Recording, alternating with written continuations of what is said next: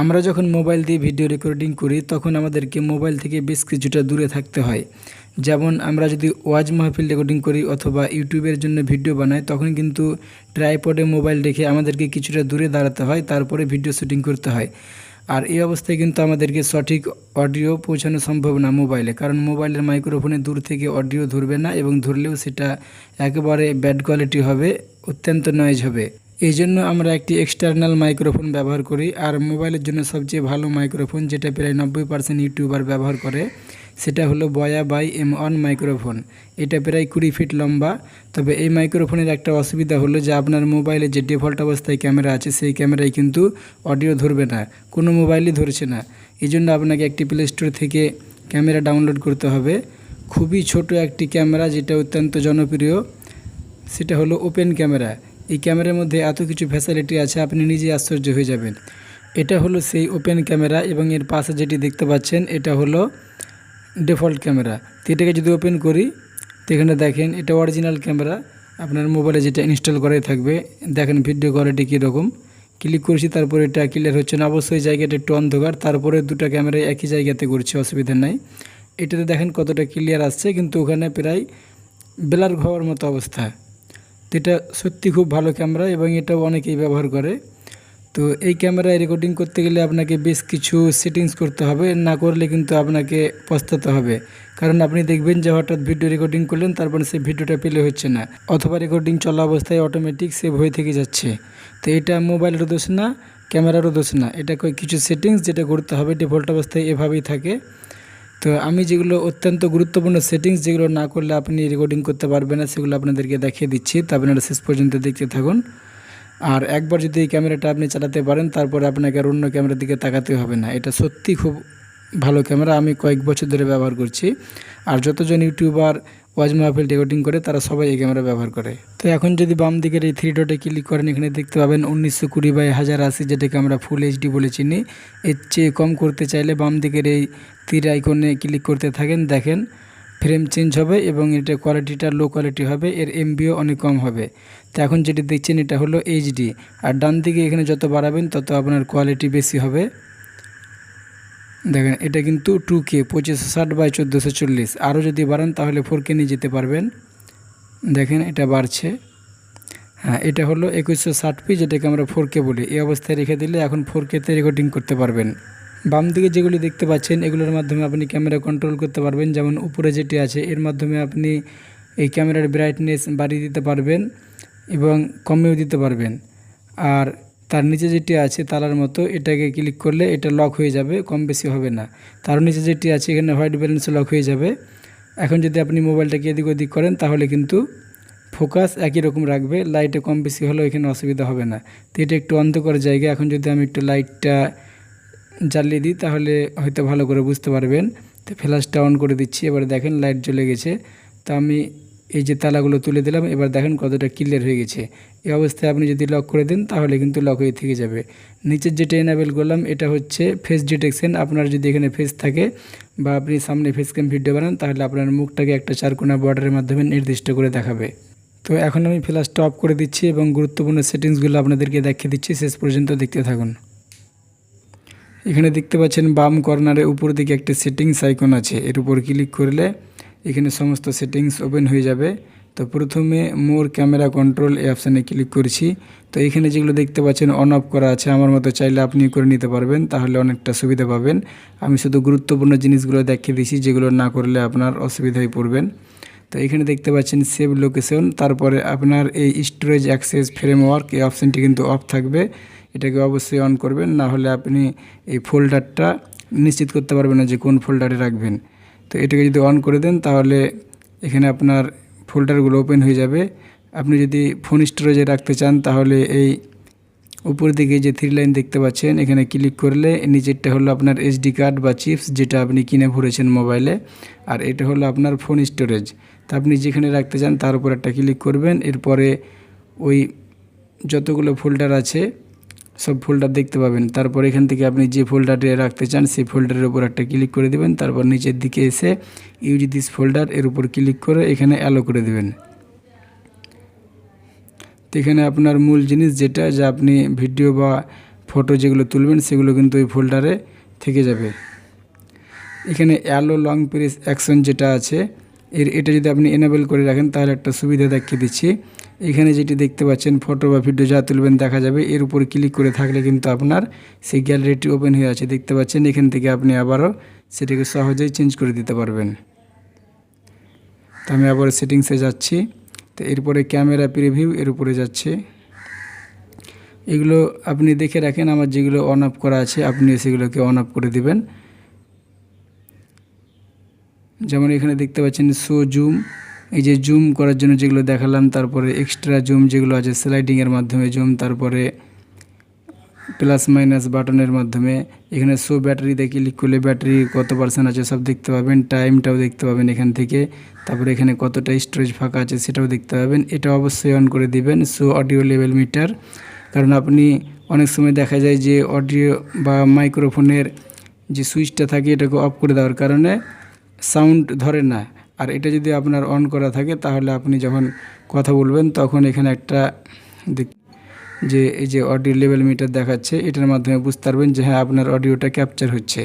আর ওটা অফ করা থাকলে এই মিটারটা এখানে থাকবে না, ফলে আপনি যে কথা বলছেন সেটা রেকর্ড হচ্ছে কি না হচ্ছে সেটা আপনি বুঝতে পারবেন না।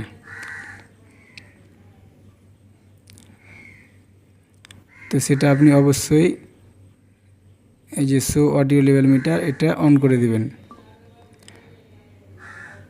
তারপর এখানে আর সেরকম কোনো গুরুত্বপূর্ণ জিনিস নাই। ব্যাকে এলাম। এরপরে অন স্ক্রিন GUI দেখতে পাচ্ছেন, এর উপর একটা ক্লিক করবেন। তো এখানে দেখতে পাচ্ছেন এই যে শো ফেস ডিটেকশন আইকন যেটা দেখালাম, যে মুখমণ্ডলটাকে নির্দিষ্ট করে রাখবে একটা বর্ডারের মাধ্যমে। Flash icon, auto level icon, এগুলোতে কোনো সমস্যা নাই, দিলেও বা না দিলেও কিছু হবে না। তা আপনি চাইলে দিতে পারেন, না দিতে পারেন। আর এগুলো এক্সপোজিওর লক, তারপরে হোয়াইট ব্যালেন্স লক, এগুলোর মাধ্যমে আপনি ফোকাস লক করে রাখতে পারবেন। অনেক সময় লাইটে ওঠানামা করে কম বেশি হয় তখন চোখে একটা ছটা লাগে, কিন্তু সেটাকে লক করে দিবে, ওভাবে রেকর্ডিং হবে না, স্থিরভাবে রেকর্ডিং হবে। এই যে তারপরে যে প্লাস জুম, তারপর স্লাইডিং জুম, আপনি যদি একটা রাখতে চান, যে মনে করেন স্লাইডিং জুম রাখবো না, শুধু প্লাস মাইনাসটা রাখবো, তাহলে এটাকে রেখে দিবেন, বাকিটা উঠিয়ে দিবেন, তা আপনার যেটা ইচ্ছা। আর এখানে একটা জিনিস আপনাকে অবশ্যই করতে হবে, যে ফোর্স ম্যাক্সিমাম ব্রাইটনেস এটাকে আপনি অফ করে রাখবেন, কারণ এটা যদি আপনি অন করে দেন তাহলে আপনার এখানে যে দেখতে পাচ্ছেন এই যে মোবাইলের ব্রাইটনেস, এটা কম করলে সব কিছুই কম হয়ে যায় এবং বাড়িয়ে দিলে বেড়ে থাকে। কিন্তু ওটা যদি আপনি অন করে রাখেন তাহলে আপনি যদি মোবাইলের ডিসপ্লের ব্রাইটনেস কমিয়েও রাখেন তাও এখানে হাই পাওয়ারে জ্বলবে। এর ফলে আপনার চার্জ দ্রুত শেষ হবে। তো এটাকে আপনি অফ করে দিবেন, তাহলে আপনার ব্রাইটনেস যেমন দেওয়া থাকবে তেমনই ক্যামেরাও সেভাবে হবে। ক্যামেরায় কোনো অসুবিধা হবে না, শুধু ডিসপ্লে লাইটটা কম থাকবে, তাহলে আপনার চার্জটা অনেকক্ষণ থাকবে আপনি যদি লং টাইম ধরে রেকর্ডিং করেন। আর কিপ ডিসপ্লে অন, এটা অন করে রাখবেন। আপনি যতক্ষণ ক্যামেরা চালু করে রাখবেন ততক্ষণ ডিসপ্লে অন হয়ে থাকবে।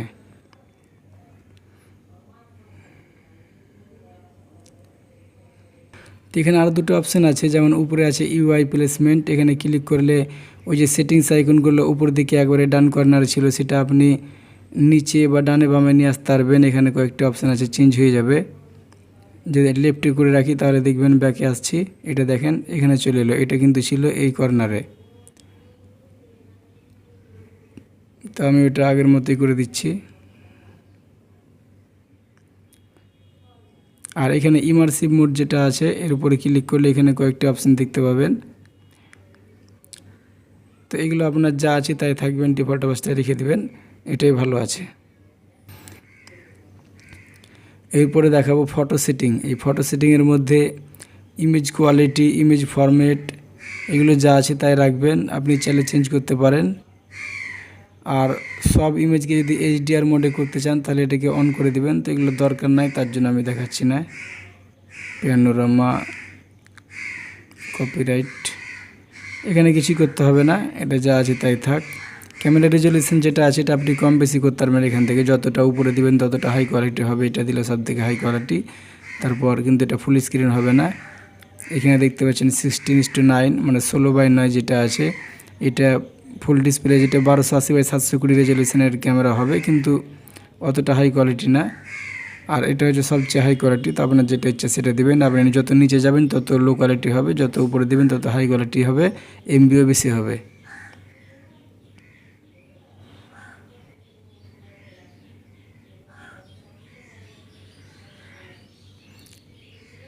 এখানে আর কিছু করতে হবে না। এখানে যেটি আছে ভিডিও সেটিং, সেটা অনেক গুরুত্বপূর্ণ। এর উপরে ক্লিক করবেন, তারপরে এখানে ভিডিও রেজলিউশন যেটা আছে, আপনাকে শর্টকাট দেখালাম প্রথমে ডিসপ্লে থেকে, ওখান থেকে করতে পারবেন। যেমন এখানে 1080p দেওয়া আছে। তারপরে ডিজিটাল স্টেবিলাইজেশন এটা আছে, এটাকে অন করে দিবেন। ভিডিও ফরম্যাটটা আপনি ডিফল্ট অবস্থায় রেখে দেবেন। এটা MP4 রেকর্ডিং হবে, এটা আপনি মোবাইলে এডিটও করতে পারবেন, পেলেও হবে। আর এগুলো যেগুলো আছে অন্যরকম সবগুলো সাপোর্ট নাও করতে পারে, যেমন ওয়েবএম এখানে দেখতে পাচ্ছেন কোনো অডিও সাপোর্ট করবে না।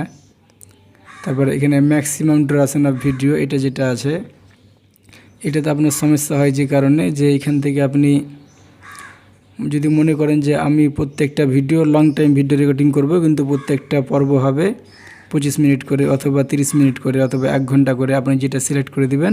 ধরেন 1 ঘন্টা করে রাখলেন, তাহলে কি হবে, 1 ঘন্টা পর ভিডিওটি অটোমেটিক সেভ হয়ে যাবে।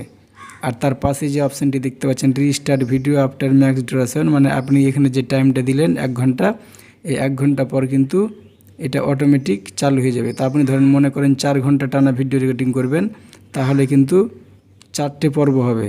তা আপনি যদি মনে করেন যে ভিডিওটি অটোমেটিক সেভ হয়ে আরেকটা খণ্ড চালু হয়ে যাবে, তাহলে এখানে রিপিট ওয়ান টাইম করলে একবার মাত্র হবে। প্রথমে 1 ঘন্টা হলো, তারপর আরেকবার চালু হয়ে 1 ঘন্টা হয়ে শেষ, আর রেকর্ডিং হবে না।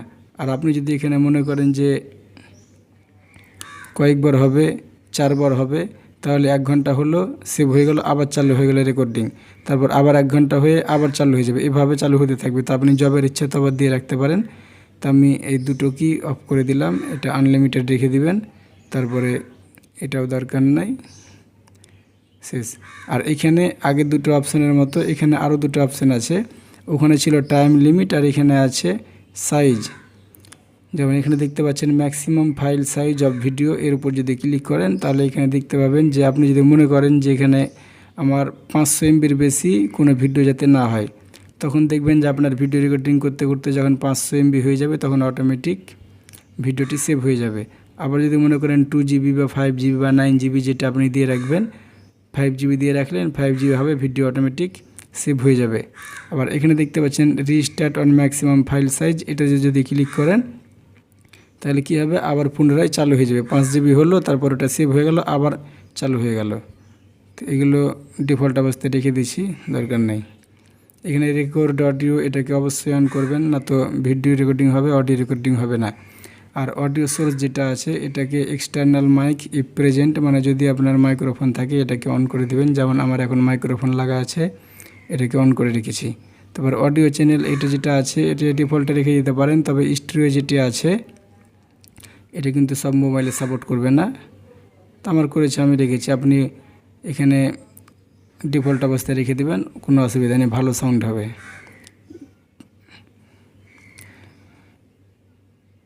Lock screen when recording video, এটা যদি আপনি অন করে রাখেন তাহলে আপনার ভিডিও রেকর্ড হওয়া অবস্থায় ডিসপ্লেটা লক হয়ে থাকবে, মানে সোয়াইপ করবেন এভাবে, তখন ওটা আনলক হয়ে যাবে। তারপর আপনি অপশানগুলোয় কাজ করলে এই যে এর উপরে একটা লক স্ক্রিন চলে আসবে। আপনি যদি যখন এরকম করবেন তখন কিন্তু লকটা খুলে যাবে, আপনার ডিসপ্লে অন থাকবে, তখন আপনার এই অপশানগুলো কাজ করবে।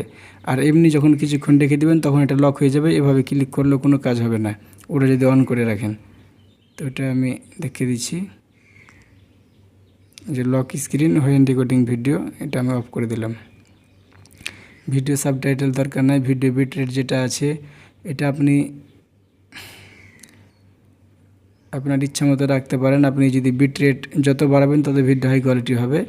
এটা ডিফল্টে রেখে দিলাম, যা আছে তাই থাকবে। আর ভিডিও ফ্রেম রেট যেটা আছে, এটাও আপনি 30 FPS বা 60 FPS দিয়ে রাখতে পারেন। আর যদি মনে করেন ডিফল্ট অবস্থায় রেখে দিতে পারেন, এগুলো কোনো ব্যাপার নাই। তবে আপনার যদি মনে হয় যে 60 FPS রাখবো, ভিডিও স্মুথ হবে, তাহলে ওটাই রেখে দিবেন। কিন্তু এখানে অটোমেটিক করা আছে, যখন যেটা দরকার হবে তার মতো করে রেকর্ডিং করবে। আর ক্রিটিক্যাল ব্যাটারি চেক, এটাকে আপনি অন করে রাখবেন, ব্যাটারিতে যখন একেবারে লো হয়ে যাবে তখন সেটা দেখাবে।